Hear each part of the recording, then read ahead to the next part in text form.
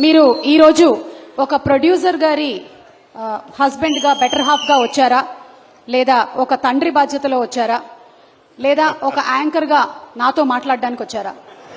ఈ 3 ఆప్షన్స్లో 4th option కూడా ఉంది, వరుణ్ తేజ్కి కంపెనీ ఇవ్వడానికి వచ్చారా? లేదు లేదు, సుమ అద్భుతంగా ఎంకరేజ్ చేస్తుంది కాబట్టి చూద్దామని వచ్చాను. మిగతా ఎన్ని పద్మజ గారు, ఐఎమ్ సో సారీ. తర్వాత thank you very much. And అంటే నేను స్టేజ్ మీదకి మాట్లాడే ఓపిక లేదు, అది కూర్చొని మాట్లాడతాను. ఇదే అనుకుని మా అందరూ వినండి. ఈ వంశీ ఏదో డైరెక్టర్ వంశీ తోటి ఒక ఐడియా, మన ఫణి గారు నాకు మంచి సన్నిహితుడైన వ్యక్తి, ఇలా ఒక కథ ఉంది వినండి అంటే నేను పెద్దగా పట్టించుకోవాలా, ఎన్నో కథలు వస్తుంటాయి ఏమేమంటున్నాడు నేను వదిలేశాను. ఈలోగా న్యూయార్క్ కూడా అని అడిగితే నేను వింటాను అంది. న్యూయార్క్ వినిన తర్వాత నన్ను అడిగింది, ఒక్కసారి కథ విను నాన్న, నాకైతే బాగా నచ్చింది అంటే, ఏముంది వీళ్ళు అంటుంటారు కదా. సరే, నిన్న ఆ వంశీ అనే అబ్బాయి మాత్రం ఆల్మోస్ట్ ఫైటింగ్లు ఒకటిను డాన్స్లు ఒకటి చేయలే, మిగతా అన్ని స్క్రీన్ మీద చేసి ఇంక్లూడింగ్ హీరోయిన్ క్యారెక్టర్తో చేసి చూపించాడు. కాకపోతే ఆ పెర్ఫార్మెన్స్ కంటే కూడా బిహైండ్ స్క్రిప్ట్ ఎంత పవర్ఫుల్గా ఉందని నేను అది ఆలోచించాను. నాకు చాలా నచ్చింది. నాకు చాలా నచ్చిందంటే ఈ సినిమా పర్ఫెక్ట్గా ప్రజెంట్ చేస్తే మాత్రం మంచి సినిమా అవుతుంది, మంచి సక్సెస్ఫుల్ సినిమా అవుతుంది అని అప్పుడు నేను అనుకున్నాను. అయితే నేను ఒకటి అనుకుంటాం కుదరదు కదా, చాలామంది విని బాగుంది అనుకున్నారు. అయితే మధ్యలో ఒక న్యూయార్క్ అంటే తను ఒక మంచి న్యూయార్క్ జడ్జిమెంట్, నాకు చాలా నమ్మకం న్యూయార్క్ జడ్జిమెంట్ మీద. చాలా బాగా జడ్జ్ చేస్తుంది, ఎక్సెప్ట్ హర్ ఫస్ట్ ఫిలిం, మిగతా అన్ని పర్ఫెక్ట్గా జడ్జ్ చేసింది. అది సినిమాలో యాక్టింగ్ కానీ లేకపోతే ఎస్పెషల్లీ ఈ ఓటీటీ ప్లాట్ఫామ్స్. సరే, తనేమందంటే కొంచెం మరి ఆ కమర్షియల్ థింకింగ్ ఉంటుంది కదా, తనేమందంటే ఒక 2-3 నోన్ ఆర్టిస్టులతోటి, అందరూ న్యూ ఫేసెస్ కదా, నోన్ ఆర్టిస్టులతో చేస్తే బాగుంటుంది అని నీహారిక అంది. నాకేమనిపించింది అంటే, వాళ్ళు చెప్పినప్పుడు అందరూ కుర్రోళ్ళు ఫ్రెష్గా ఉన్నారు కదా, మళ్ళీ వీళ్ళ మధ్యలో ఒక నోన్ ఆర్టిస్ట్ ఏంటి ఏదో నాకు అనిపించింది. బట్ నీహారిక ఆర్గ్యుమెంట్ ప్రకారం చూసుకుంటే అది ప్రొడ్యూసర్గా అది రైటే, కానీ నేను ఒక సినిమా చూసే వ్యక్తిగా ఇలా కొత్త కుర్రోళ్ళతోటి ఫ్రెష్గా, అంతకుముందు వాళ్ళ మీద ఎటువంటి ఇమేజ్ లేకుండా, అంటే కంటెంట్ మాత్రమే మన బ్రెయిన్లోకి వెళ్తుంది అనే నమ్మకంతో నాకు అది అనిపించలా. నేను అక్కడ డిఫర్ అయ్యాను న్యూయార్క్ తోటి. బట్ అల్టిమేట్గా డైరెక్టర్ అనుకునేది చేశాడు. నేను ఇప్పుడు ఇందాక దిగి లోపలికి వచ్చే ముందు జనరల్గా నేను చుట్టుపక్కల యాంబియన్స్ ఏదో పెద్ద ఆలోచించను, కానీ అక్కడ ఈ పోస్టర్స్ 2 చూసిన తర్వాత చాలా బాగా అనిపించింది. నాకు చాలా ఫ్రెష్గా చాలా బాగుంది అనిపించింది. అంటే ఒక చిన్న నాస్టాలజీ ఫీలింగ్ ఏంటంటే, చిరంజీవి గారు మొదటి సినిమా పునాదిరాలు చేశారు. పునాదిరాలు చేసేటప్పుడు అన్నయ్య గారు అందరూ ఇంచుమించు ఒక 6-7 మంది కుర్రోళ్ళు అంటూ చేశారు. ఇంచుమించు ఇదే ఏజ్ గ్రూప్ ఉన్నవాళ్ళు అనమాట. అప్పుడు నేను చదువుకున్నాను. నవాబ్ ఇదిగోరా ఈ సినిమా ఇట్లా ఉందని చూపిస్తే, నేను దీంట్లో ఈ క్యారెక్టర్ చేశాను, ఇలా చేశాను అని అన్నయ్య నాతో షేర్ చేసుకున్నాను. అన్నయ్య కూడా ఎంతూజియాస్టిక్. అన్నయ్యకి 26 ఏళ్ళకి వెళ్ళిపోయాడు ఇండస్ట్రీకి. ఐ థింక్ వీళ్ళందరికీ అదే ఏజ్ గ్రూప్ ఉంటుంది, 22, 23, 24. సో 25 ఏళ్ళకి అన్నయ్య నాతో షేర్ చేసుకుంటుంటే, మాకు కూడా మా అన్నయ్య సినిమాలో యాక్ట్ చేస్తున్నారు కదా, అదొక చిన్న సాటిస్ఫాక్షన్ ఉండేది. సో అక్కడ కూడా విలేజ్లో వీళ్ళందరూ యంగ్స్టర్స్ అందరూ చేస్తుంటే, బహుశా అలాంటి ఫీలింగే వీళ్ళలో కూడా వచ్చి ఉంటుందేమో, అలాంటి ఎమోషన్స్ వచ్చి ఉంటాయేమో అనిపించింది. అలాగే మనూరు పాండవులు చేసినప్పుడు కూడా అందరూ ఇంచుమించు ఒక భానుచందర్ కాదు, ప్రసాద్ బాబు గారు తప్ప అందరూ కొత్త వాళ్ళే, అది 5గురు. సో నాకు అంటే ఇప్పుడు పెద్ద హీరోస్ ఉన్నారు ఇక్కడ, అడవి శేషు ఉన్నారు, వరుణ్ బాబు, తేజు, ఇంకా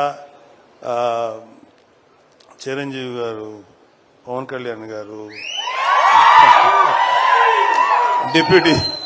డిప్యూటీ సీఎం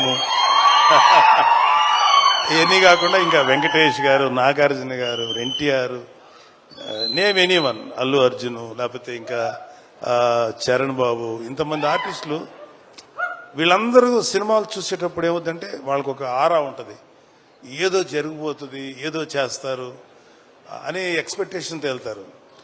ఇలాంటి సినిమాలకి కేవలం ఒక మంచి పబ్లిసిటీ తోటే ముందుకు వెళ్తే 100% సాటిస్ఫాక్షను ఇలాంటి సినిమాల్లో వస్తుంది. ఎందుకంటే మాకు ఏ ఎక్స్పెక్టేషన్ లేకుండా చూడటం వల్ల. సో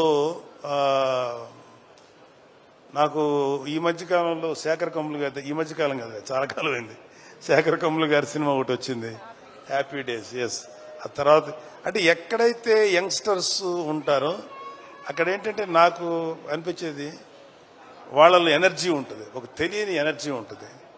అది ఒక్కొక్కసారి ఓవర్బోర్డ్ అవుతుంది, ఒక్కొక్కసారి కొంచెం ఏదైనా తేడా జరగచ్చు. కానీ ఏది జరిగినా ఆ ఎనర్జీ తాలూకు ఇంపాక్ట్ మాత్రం ప్రతి ఒక్కళ్ళు ఫీల్ అవుతుంటారు. సో ఈ సినిమాకి చెప్పిన కథ, మన వంశీ చెప్పిన కథ మాత్రం నాకు చాలా నచ్చింది. సరే, ఇక్కడ ఆర్టిస్టులుగా చూసుకుంటే ఒక కురువృద్ధుడు సాయి కుమార్ తప్ప మిగతా అందరూ కొత్తగా ఉన్నారు.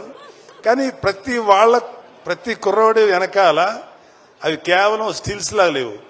వాళ్ళ వెనకాల వాళ్ళ యాటిట్యూడు, వాళ్ళ ఏదో ఫీల్ తెలుస్తుంది అక్కడ చూస్తున్నంటే. సో వీళ్ళల్లో ఆ కుర్రోడు అబ్బాయి పేరు ప్రసాద్ బెహ్రా, అబ్బాయిని కొంచెం టీవీలో చూసాం. మంచి డైలాగ్ రైటరు, కానీ అతనికి సినిమాలో చేయాలని కోరిక ఉంది. Prasad, you can try for a good dialogue writer, అది కూడా ట్రై చేయి. ఎందుకంటే కొన్ని ఎపిసోడ్స్ చూశాను టీవీల్లో తను చేసింది, చాలా బాగా రాస్తున్నాడు, చాలా కాంటెంపరీగా రాస్తున్నాడు. మిగతా వాళ్ళ గురించి నాకు ఇంకా డీటెయిల్ తెలియదు కాబట్టి తప్పుగా అనుకోకండి, మీరు అందరూ డెఫినెట్గా ఎక్సలెంట్గా చేస్తుంటారు. నేను ఆ ట్రైలర్ చూసినప్పుడు మాత్రం నాకు చాలా బాగా చేశారనిపించింది అందరూ. అండ్ ఈవెన్ హీరోయిన్స్ వాళ్ళ పాత్రల పరిధికి చాలా బాగా చేస్తుంటారని ఎక్స్పెక్ట్ చేస్తున్నాను. మ్యూజిక్ డైరెక్టర్ అనుదీప్ కూడా చాలా మంచి సాంగ్స్ ఇచ్చారు కాకపోతే నాకు అనిపించింది ఏంటంటే అనుదీప్ కూడా ఒక క్యారెక్టర్ చేస్తుంటే ఏమైపోద్ది, ఇంతమందిలో అతను ఒక క్యారెక్టర్ చేస్తుంటే పోద్ది కదా ఒక క్యారెక్టర్ అనిపించింది. కానీ డైరెక్టరు నిన్ను తొక్కేశాడు అనుదీప్. మిగతా ఆర్టిస్టులు అందరూ కలిసి నిన్ను వస్తే నువ్వు ఎక్కడ డామినేట్ చేస్తావు నిన్ను తొక్కేశారు, నిన్ను కేవలం బిహైండ్ ది కెమెరాను పెట్టారు. Thank you. అండ్ మా స్నేహితుడు, నా ఆత్మీయుడు, మా ఫణి, ఒక చిన్న అతను వేరే బిజినెస్లు ఎంతున్నా సరే అతనికి ఒక సినిమా చేయాలని ఒక చిన్న పిచ్చి అంటారా లేకపోతే ప్యాషన్. తను ఏంటంటే నేను నిహారిక గారి బ్యానర్లో కలిసి చేద్దాం అనుకుంటున్నాను. ఎందుకంటే నిహారిక గారికి ఒక మంచి టేస్ట్ ఉంది, లేకపోతే ప్రొడక్షన్లో గ్రిప్ ఉంటుంది, జడ్జిమెంట్ బాగుంటుంది. సో తనతో చేస్తే నాకు కూడా ఒక టేస్ట్ ఉంది. సో ఒక మంచి ప్రాజెక్ట్స్ వస్తాయేమో అనే ఉద్దేశం. అంటే నిహారిక ఒక మంచి కథ వినిన తర్వాతే డిసైడ్ చేస్తానని చెప్పింది. కథ వింది, చక్కగా నాకు చెప్పి అంత ఓకే అయింది. I'm very thankful to all of you. And ఈ సినిమా మాత్రం నాకెందుకో గట్ ఫీలింగు, అంటే ఈ సినిమా బేసిక్ కథ గుర్తుంది, నాకు చాలా సీన్స్ గుర్తున్నాయి. మధ్యలో 2-3 చోట్ల కొన్ని సీన్స్ వంశీ చెప్పినప్పుడు కొంచెం గొంతు చోక్ అయింది. అంటే కళ్ళనీళ్ళు రాక గొంతు అలా పట్టినట్టుగా అంటే పట్టింది. అంత బాగా ఎమోషన్స్ డీల్ చేశాడు. ఇంకా సినిమా గురించి చాలా చెప్పి సినిమాని చెడగొట్టడం నాకు ఇష్టం లేదు. కాకపోతే ఈ సినిమాలో ఒక ఫినిషింగ్ టచ్ మాత్రం మీకు ఎక్కడో ఎవరినో ఒక ప్రముఖ నాయకుడిని చూసిన ఫీలింగ్ అయితే వస్తుంది. అతను అది ఇప్పుడు నాయకుడు కాదు, ఎలక్షన్స్కి ముందు యుద్ధం చేసినటువంటి ఒక నాయకుడు మీకు గుర్తొస్తారు. అంతవరకు చెప్పగలను. Thank you. And I'm very happy and I'm proud of my daughter. Of course మా అబ్బాయిని చూసి కూడా గర్వపడుతున్నది వేరే సంగతి. మా అబ్బాయినే కాదు, మా మేనలుడు, ఇంక్లూడింగ్ అక్కడ అడిగి శేష్ ఉన్నాడు, నడివిశేషు కళ్యాణబాబు గారిది పంజాలు యాక్ట్ చేసినప్పుడు అడివిశేష్ మీద కోపం వచ్చేంత విలన్ క్యారెక్టర్ చేశాడు. ఎవడరా బాబు ఇంత దుర్మార్గుల్లో ఉన్నాడు అనిపించింది. కానీ అతని ఇంటెన్స్ యాక్టింగ్ చూసి అమ్మాయి ఆ కోపం వచ్చిందంటే అర్థం ఏంటి, అతను అంత ఇంటెన్సిటీ అనిపించింది. ఆ తర్వాత అతను హీరోగా మారి వండర్ఫుల్ ఫిలిమ్స్ చేశారు. ఒకటే చెప్తున్నాను ఇవాళ ఇంకొక చిన్న విషయం. సుమా, can I speak to sir? మాకు మాట్లాడితే మమ్మల్ని మెగా ఫ్యామిలీ, వీళ్ళు తప్ప ఇంకెవరు ఉండరు అనేటువంటి అలా కొంతమంది ఫ్యామిలీస్ మీద ఈ పనికి మాలిన మాటలు మాట్లాడే ఎదవలు చాలా మంది చూసాం. మాకు అలాంటి ఫీలింగ్ లేదు. సినిమా ఇండస్ట్రీ మా అబ్బ సొత్తు కాదు, మా నాన్న సామ్రాజ్యం కాదు, మా తాత సామ్రాజ్యం కాదు. అలాగే మన అక్కినేని గారి ఫ్యామిలీయో నందమూరి ఫ్యామిలీ సామ్రాజ్యం, అది అందరిది ఇది. సో ఇవాళ అడివిశేషు గారు లేకపోతే ఎంతో మంది యంగ్స్టర్స్ ఫిల్మీ ఫ్యామిలీ సంబంధం లేకుండా దే ప్రూవ్డ్. వాళ్ళకి ఎవరు అడ్డం వచ్చారు? వాళ్ళ టాలెంట్స్ వాళ్ళు పైకి వచ్చారు. ఏమో ఇప్పుడు ఈ కుర్రాళ్లలో ఎవరు ఏ రేంజ్కి వెళ్తారో ఎవరు ఊహించిన కూడా ఊహించలేరు. ఏమో ఎంత గొప్పగా వెళ్తారు. ఎందుకంటే ఇవాళ ఒక సినిమాలే కాదు, ఎన్నో ఓటీటీ ప్లాట్ఫామ్స్ ఉన్నాయి. వాటిలో దేంట్లో వచ్చినా అద్భుతమైన పేరు వస్తుంది. సో ప్రతి వాళ్ళు ఫస్ట్ ఏంటంటే ఒక మంచి కంటెంట్ ఉన్న సినిమాకి, కథ ఉన్న సినిమాకి ట్రై చేయండి. అంతేగాని ఒక గుద్దితే ఆడెక్కడికో వెళ్ళిపోయి కొట్టేసుకొని మాట్లాడితే హీరోయిన్ కనపడగానే గబగబా డ్యాన్స్ చేసి ఇలాంటి కథలకు మాత్రం మీ యంగ్స్టర్స్ ఎవరు అట్రాక్ట్ అవ్వకండి. కంటెంట్ ఏంటో చూడండి. ఆ విషయంలో నాకు శేషు నచ్చుతాడు అండ్ వరుణ్ బాబు నచ్చుతాడు. ఈ మధ్యన మా తేజు నచ్చుతున్నాడు.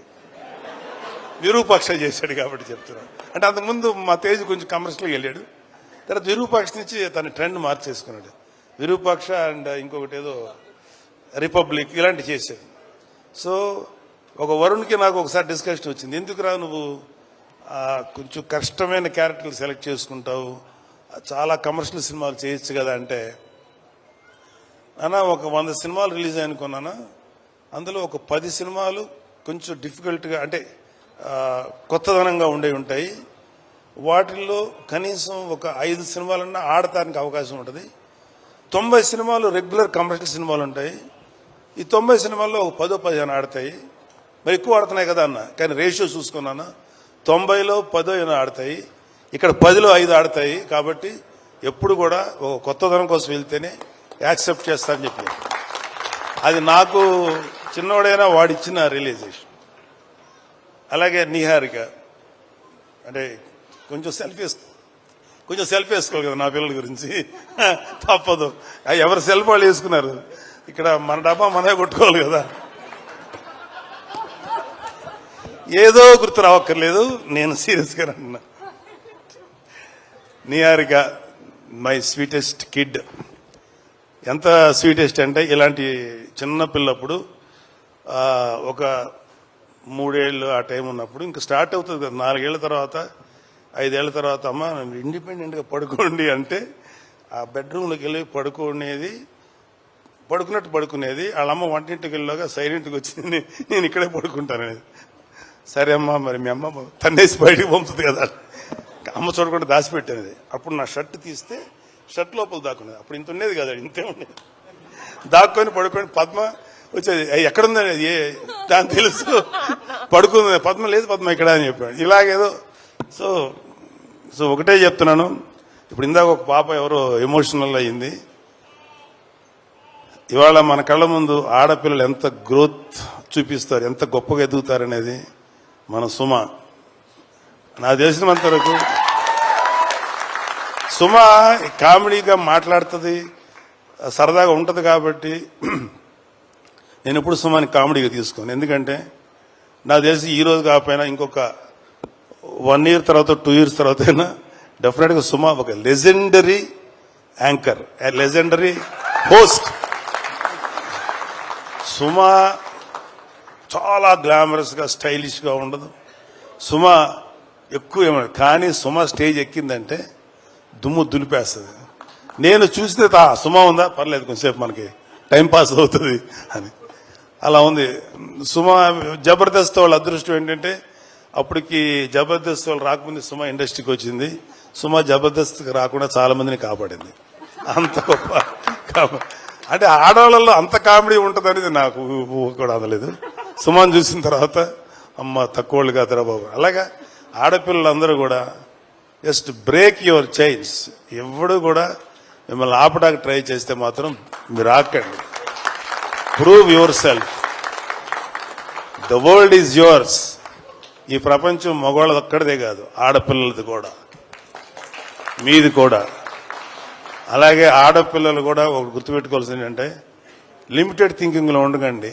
అమ్మో వాడికి వెళ్తే ఆయన ఏమంటారు లేదా సార్ ఎవడి కోసం ఎవడు భయపడక్కర్లా. ఇవాళ your all in safe hands. ఇవాళ అటు తెలంగాణలో కానీ ఆంధ్రాలో కానీ ఆడపిల్లలకి అద్భుతమైన సేఫ్టీ ఉంది. ఎవడైనా ఆడపిల్లల్ని కానీ ఏదైనా చేస్తే మా దృష్టికి వస్తే మడత పెట్టి లోపల పెడతాం, తాట తీస్తాం. Don't worry. అమ్మాయిలు పాపలు మీరంతా చక్కగా కష్టపడి మంచి పేరు తెచ్చుకోండి. నాకు ఇంకా అమ్మాయిలు ఇంకా సినిమా ఇండస్ట్రీలో కేవలం గ్లామరస్గా ఉండే క్యారెక్టర్లు కాదు, డైరెక్టర్లు అవ్వాలి, కెమెరామెన్లు అవ్వాలి, మ్యూజిక్ డైరెక్టర్స్ అవ్వాలి. ఇంకా చాలా గ్యాప్ ఉంది. ఇదిగో ఈ మగ బ్యాచ్ అందరినీ కొంచెం డామినేట్ చేయండి మీరు కూడా వచ్చి. Thank you. All the best. I wish all the best. Committee. Thank you so much, Nagababu garu. As usual, you inspire all of